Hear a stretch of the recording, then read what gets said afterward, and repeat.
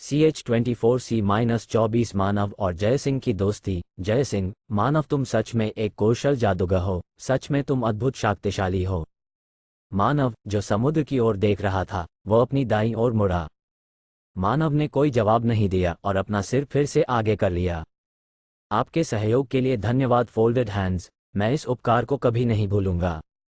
ये कहते हुए जय सिंह कृतज्ञता से झुक गया। मानव के फिगर ने एक नया एहसास दिया। वो उन सभी अमीरों से अलग था जो मानव से पहले मिले थे, भले ही वो साम्राज्य के 3 सबसे बड़े परिवारों में से एक का था। जय सिंह के स्पष्ट व्यवहार से मानव प्रसन्न हुआ और उसने अपने दृष्टिकोण को थोड़ा बदलने का फैसला किया। मानव, जय सिंह, अब तुम्हारी हालत कैसी है? शैतान निर्मल बाबा के जादू को परास्त करना बहुत मुश्किल था, पर तुमने कर दिखाया। इस पर जय सिंह जोर से हंस पड़ा। मैं अब ठीक हूं। मैंने कई बार मरे हुए खून को थूक दिया है, अब मैं तरोताजा महसूस कर रहा हूं। वो स्वाभाविक रूप से मानव के पास बैठने के लिए चला गया। नाविक जहाज शिप के डेक पर बिखरे खून और शवों को साफ करने में व्यस्त हो गए। अधिकांश छात्र अपने केबिन में लौट गए थे और उनमें से कुछ नाविकों की साफी करने में मदद करने लगे। जय सिंह ने जानबूझकर समुद्र की ओर देखा और एक क्षण चुप रहने के बाद मानव से कहा, तुम कौन हो? तुम कम से कम 6 सितारा स्तर के जादूगर हो। यहाँ तक कि अगर तुम एक शाही जादूगर होते तो तुम्हारे लिए इस तरह के भयानक दुश्मन को इतनी आसानी से निपटना असंभव था। यह एक ऐसा अस्तित्व था जिसके कारण उसे एक भारी लाचारी का एहसास हुआ, जैसे कि वो पलक झपकते ही मर जाएगा। वो खुद को अधिक महत्व नहीं दे पा रहा था। मानव की क्षमता वास्तव में असामान्य थी। जय सिंह ने मंगल सिंह के शब्दों को याद किया और कहा, तो क्या आप वास्तव में एक अंगरक्षक के रूप में जहाज पर आए हो? मानव, तुम क्या सोचते हो मेरे बारे में? जय सिंह ने कुछ देर सोचने के बाद सिर हिलाया। ये होना असंभव है। आपको अकादमी में आए 2 साल हो चुके हैं। जब आपने अकादमी में प्रवेश लिया था तब तुम्हारे सिन्हा परिवार के कुछ छात्रों ने हंगामा खड़ा कर दिया था, इसलिए मुझे पता है कि तुम ग्रेड 2 के छात्र हो। लेकिन हाल ही में तुमने सभी समुद्री लुटेरों को खत्म कर दिया और तुम स्वस्थ खड़े हुए हो। ये कैसे संभव है? ये तो ऐसा है जैसे तुम अचानक ही प्रतिभाशाली और शक्तिशाली बन गए हो। सही कहा। मैंने ये सब सुनने के बाद मानव ने अपना मुंह बंद कर लिया, जैसे कि उसके पास कहने के लिए और कुछ बचा ही ना हो।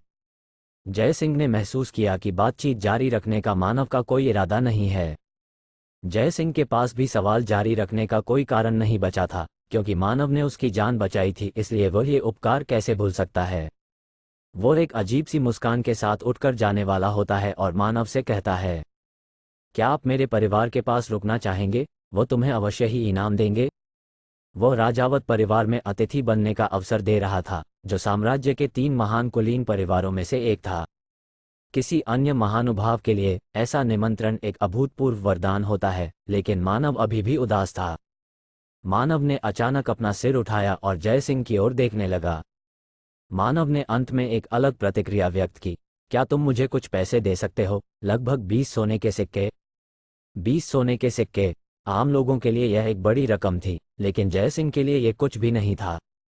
जय सिंह की आंखें थोड़ी चौड़ी हो गईं, क्योंकि उसने कभी भी ऐसी उम्मीद नहीं की थी कि इतने मजबूत व्यक्ति अचानक वित्तीय सहायता का अनुरोध कैसे कर सकता है। 0.20 सोने के सिक्के। इससे मुझे कोई फर्क नहीं पड़ता, लेकिन आपको इसकी क्या जरूरत है? मानव, गुवाहाटी में ताना पत्थर का उपयोग करने के लिए, लेकिन मैं जानता हूं कि कीमत ज्यादा है। जय सिंह, वास्तव में इसलिए आप राजधानी जा रहे हैं? आपने सुना होगा कि सिन्हा परिवार किसी राजधानी में नहीं है, बल्कि पूर्वी छोर पर पहाड़ी क्षेत्र में स्थित है। जय सिंह ने अपनी जेब से कुछ सिक्के निकले और मानव को सौंपने से पहले अपना सिर हिलाया कि मेरे पास अभी इतना ही पैसा है, आप अभी ये सब ले सकते हैं। वे 3 सिक्के थे। जय सिंह की ओर मुड़कर देखने से पहले मानव ने सिक्कों की ओर देखा। प्लेटिनम, आपको इतने सिक्के देने की जरूरत नहीं है, मुझे सिर्फ 20 सोने के सिक्के ही चाहिए। प्लेटिनम के एक एक सिक्के की कीमत 100-100 सोने के सिक्के थी। उनमें से 3 थे, तो इसका मतलब था कि यह कुल मिलाकर 300 सोने के सिक्के थे। जय सिंह ने सिर हिलाया। ठीक है, तुम ये सिक्के रख लो। अगर मैं ये सिक्के खो देता तो मुझे कोई फर्क नहीं पड़ता है। मेरे पास ये नहीं भी हो तो इससे कोई बदलाव नहीं होता है। ये सुनकर मानव पहली बार दिल खोलकर हंसा, जैसे ही जहाज गति पर वापस जारी रहता है। मानव और जय सिंह की दोस्ती और गहरी हो गई। मानव ने जयसिंह के बारे में जितना सोचा था वह उससे कहीं ज्यादा अच्छा आदमी था और वह मानव का दोस्त बनाने के लिए सबसे अच्छा व्यक्ति निकला। उन्हें जल्दी ही लगा कि वे दोनों एक जैसे हैं। मानव की तुलना में जयसिंह को केवल एक बच्चा माना जाता था, लेकिन जब वह दोस्त बनाने की बात करता था तो वह कभी पक्षपाती नहीं था। अगर यह सच होता तो हजारों साल बाद वह जीवित नहीं रह पाता। इसके लिए धन्यवाद। समय अच्छी तरह से व्यतीत हुआ। पलक झपकते ही कॉर्टेज गुवाहाटी पहुंच गया। जैसे ही वे जहाज से उतरे, जयसिंह ने मानव से गंभीरता से बात की। मानव, सुनिश्चित करें कि जब आपका काम पूरा हो जाए तो आप मेरे परिवार के पास जरूर आएंगे। मानव, कृपया मुझे सम्मान के लिए कायम मत बनाओ। जारी रखते हुए जयसिंह जोर से हंसा, टीयर्स ऑफ जॉय। नहीं, मैं आपको किसी और विषय के लिए आमंत्रित कर रहा हूं। वास्तव में मैं आपको तुरंत ही आमंत्रित करना चाहता था, क्योंकि मुझे ऐसा लगता है कि मेरा परिवार हाल ही में सगाई पर चर्चा कर रहा है। आप वास्तव में लोकप्रिय हैं। मैं अपने पिता का गहरा सम्मान करता हूं, लेकिन मेरे पिताजी बस एक बात के ही पीछे पड़ गए। मुझे नहीं पता कि मैंने कितनी बार सगाई के बारे में सुना है। ये कहते हुए जयसिंह बहुत थका हुए लग रहा था। इस बार यह महेंद्रगढ़ साम्राज्य के राजपूत राजवंश के लोगों के साथ है। मानव को इसके बारे में कुछ नहीं पता था, लेकिन जयसिंह ने सिर हिलाया और बोलना जारी रखा क्योंकि उसे इसका एहसास नहीं था। अब ये रिश्ता राजपूत परिवार की छोटी बेटी से है। सच कहूं तो मुझे नहीं पता कि वह मुझे पसंद करेगी या नहीं। CH-25C-25 नई खोज। उसका परिवार बहुत बड़ा है और उसके परिवार में अद्भुत कौशल के अनगिनत शूरवीर होंगे, जबकि उसका मंगेतर केवल एक कमजोर जादूगर है। अपने सुंदर चेहरे के साथ जब भी मुस्कुराती हैं तो ज्यादातर महिलाएं विचलित हो जाती हैं। मुझे चिंता है कि मैं जब उसके सामने जाऊंगा तो मैं उससे क्या कहूंगा। एक नज़र शेयर कर दोनों हंस पड़े। मानव, तो मैं अभी चलता हूं। मैं आपको शुभकामनाएं देता हूं। मानव ने सिर हिलाया। इसके तुरंत बाद जयसिंह वहां से चला गया। फिर 4 छात्रों का एक समूह मानव के पास पहुंचा। उसे लगा कि वे लड़ाई लड़ने आ रहे हैं, लेकिन उनके चेहरों ने उसे कुछ और ही सोचने पर मजबूर कर दिया। मानव, आपकी मदद के लिए धन्यवाद। हम आपके इस कर्ज को चुकाना चाहेंगे। आपका बहुत बहुत धन्यवाद। उन्हें कृतज्ञता से अपना सिर नीचा करने में कोई आपत्ति नहीं थी। तभी मानव को एहसास हुआ कि जब उन्हें छात्रों की स्क्रीनिंग करनी थी तो ये कुछ ऐसे थे जिन्होंने मानव को अपमानित नहीं किया। मानव ने सिर हिलाया। ऐसा कुछ नहीं है जिसके लिए आपको मुझे धन्यवाद दे रहे हैं। हमें ऐसा नहीं लगता। जब आपके पास समय हो तो आप हमारे परिवार के पास जरूर रुकेंगे। हम अपनी पूरी क्षमता से आपकी देखभाल करेंगे। वे अब अकादमी से हारे हुए मानव की तरह व्यवहार नहीं कर रहे थे। उनकी स्पष्ट आंखों ने उनके प्रति उनके गहरे सम्मान को दिखाया। मानव ने उन पर सिर हिलाया और उनके परिवारों के नाम याद रखना सुनिश्चित किया। उसे तब इसका एहसास नहीं हुआ, लेकिन वे वास्तव में कुछ बहुत शक्तिशाली परिवारों के बच्चे थे। फिर कैप्टन शैलेश आए। उसने अपनी टोपी उतार दी और विनम्रता से अपना सिर झुका दिया। मैं आपका बहुत एहसानमंद हूं मिस्टर मानव। मिस्टर मानव, आपकी मदद के बिना क्या होता, मैं इसकी कल्पना भी नहीं कर सकता हूं। शैलेश ने मानव को एक ईमानदार अभिव्यक्ति के रूप में देखा और मानव बदले में केवल मुस्कुरा सकता था। मैं कोर्टेस की सुरक्षित यात्रा की कामना करता हूं। आपका फिर से धन्यवाद। अगर मुझे मौका मिला तो अकादमी में वापस आने पर मैं आपसे फिर मिलूंगा। उन शब्दों को कहने के बाद शैलेश ने विदा ली। मानव ने चारों ओर देखा कि अब किसी और का मुझसे कोई और लेना देना तो नहीं है। तभी वो अंततः उसने गुवाहाटी पर एक नज़र डाल सका। जैसे ही वो गाड़ियों के एक समूह के पास से गुजरा, मानव चुपचाप अपने आप में बड़बड़ाया। जनसंख्या स्पष्ट रूप से अतीत की तुलना में बड़ी है। जनसंख्या घनत्व बहुत अधिक हो गया है। मानव ने चारों ओर देखा और शहर के दृश्यों की प्रशंसा की। कोई बड़ी मात्रा में परिवर्तन नहीं हुए हैं, लेकिन यह निश्चित रूप से अलग है। कुछ विवरणों में बड़ा अंतर था, जैसे कि इमारतों की शैली, सड़कें और फैशन। लेकिन इसका अभी भी कोई मतलब नहीं था, क्योंकि उस तरह का बदलाव 10 या इतने वर्षों के भीतर हो सकता है। मानव विकास को रोकने के लिए उसने क्या किया? सबसे मान्य व्याख्या ये थी कि उन्होंने मजबूत इंसानों के विकास को दबा दिया। लेकिन क्या वो आदमी आमतौर पर इंसानों के साथ कीड़ों जैसा व्यवहार नहीं करता था? ये थोड़ा अजीब था। शायद मुझे उनसे व्यक्तिगत रूप से मिलना होगा और खुद उनसे पूछना होगा। ऐसा करने के लिए पहला कदम अतीत के बारे में पता लगाना था। कुछ ऐसा जो एक बार में केवल एक कदम ही किया जा सकता था। बस इतना ही था। जब वह आर्यन था, मानव को डरने की कोई बात नहीं थी। अपनी शक्ति पर अत्यधिक विश्वास रखने वाले प्राणी भी उसकी विशाल शक्ति के सामने कीड़े के अलावा और कुछ नहीं थे। लेकिन कुछ ऐसे भी थे जिन्हें वह हरा भी नहीं सकता था, और उनके अब भी जीवित होने की संभावना थी। वे मनुष्यों की तुलना में बहुत धीमी गति से बड़े हुए। फिर भी 4000 साल बीत चुके थे। उसे विश्वास नहीं हो रहा था कि वे सब उस समय को बर्बाद कर रहे हैं।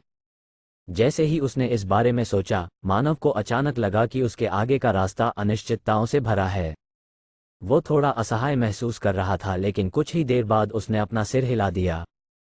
उसके सोचने में जल्दबाजी करने का कोई कारण नहीं था। किसी को नहीं पता था कि वह वैसे भी वापस आ गया है। उसे बस धीरे धीरे, कदम दर कदम आगे बढ़ने की जरूरत थी। कोई नहीं जानता कि मैं वापस आ गया हूं, यही मेरा सबसे बड़ा फायदा है। मानव ने पहले वार्पस्टोन की ओर जाने का फैसला किया, क्योंकि यह शहर के केंद्र में था। मानव मुख्य सड़कों में से एक का अनुसरण करके आसानी से वहां पहुंचने में सक्षम था। फिर उसने ताना पत्थर के पास एक पहरेदार से बात की। मैं ताना पत्थर का उपयोग करना चाहूंगा।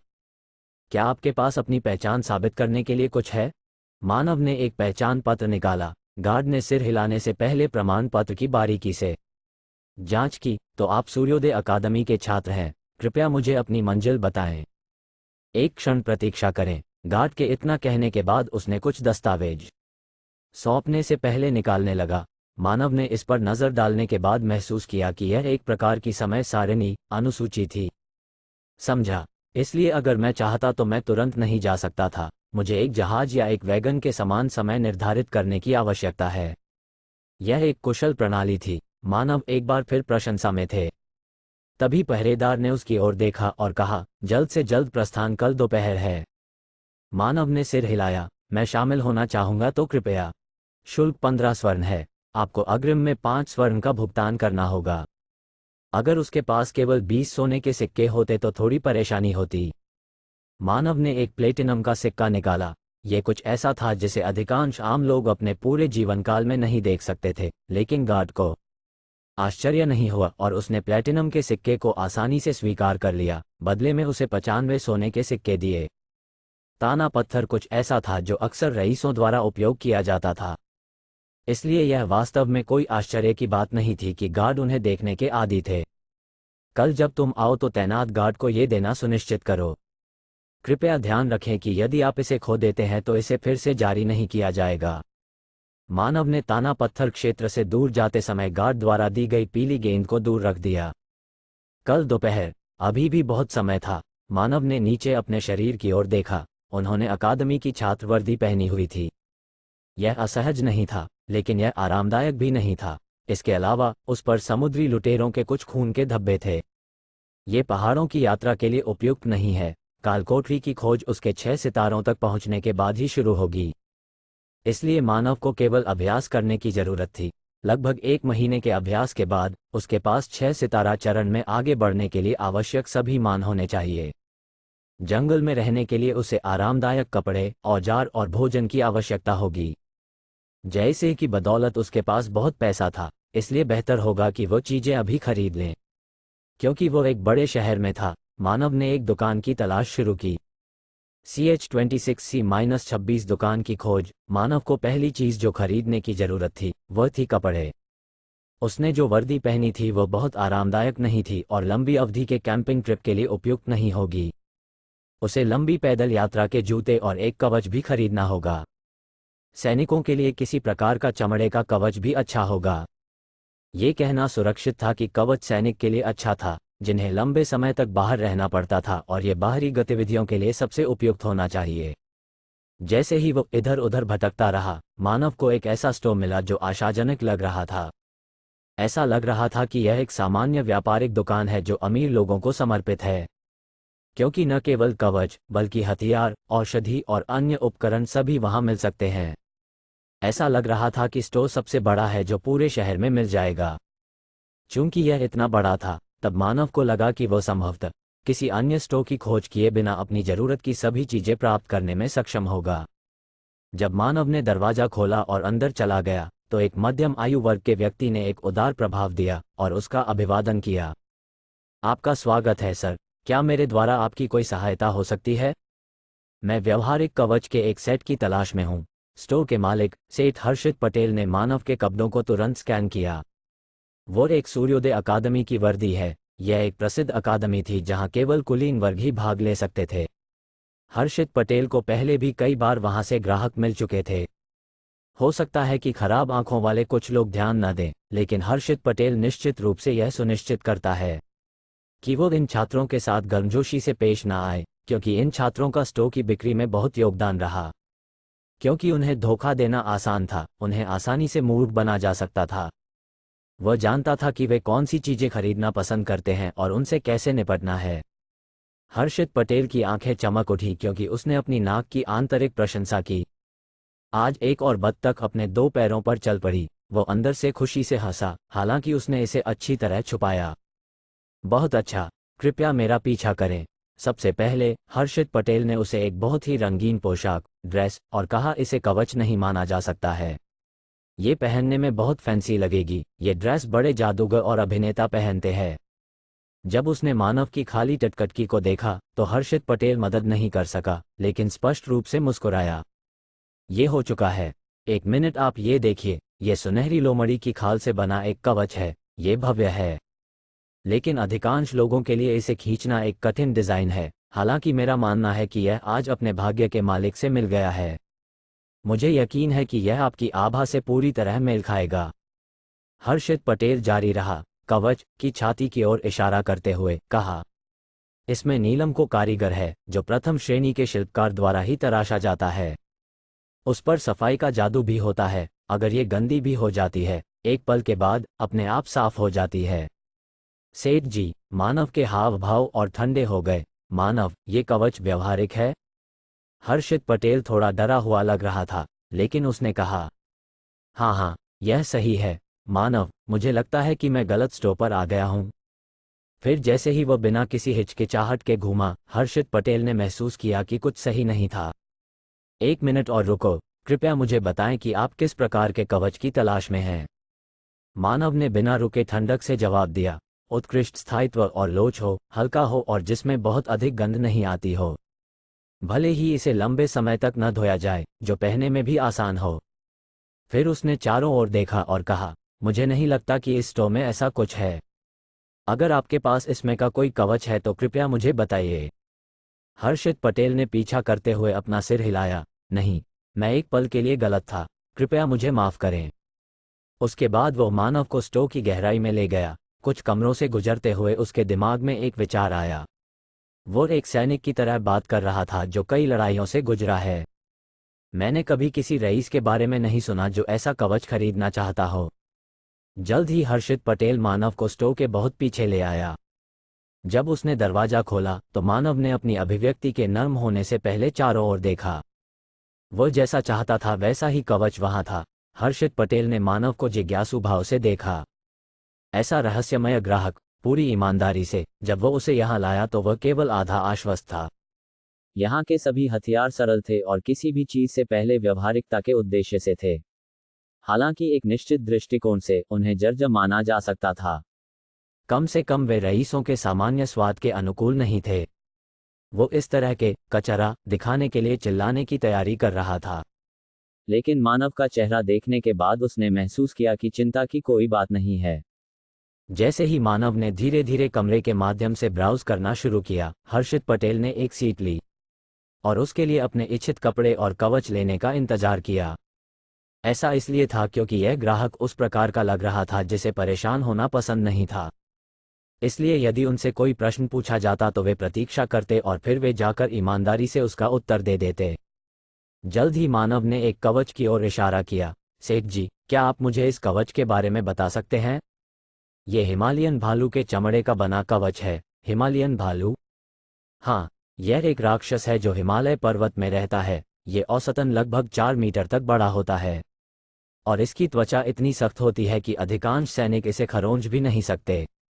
सेठ जी ने कवच को नीचे उतार दिया और मानव ध्यान से उसका निरीक्षण करने लगा।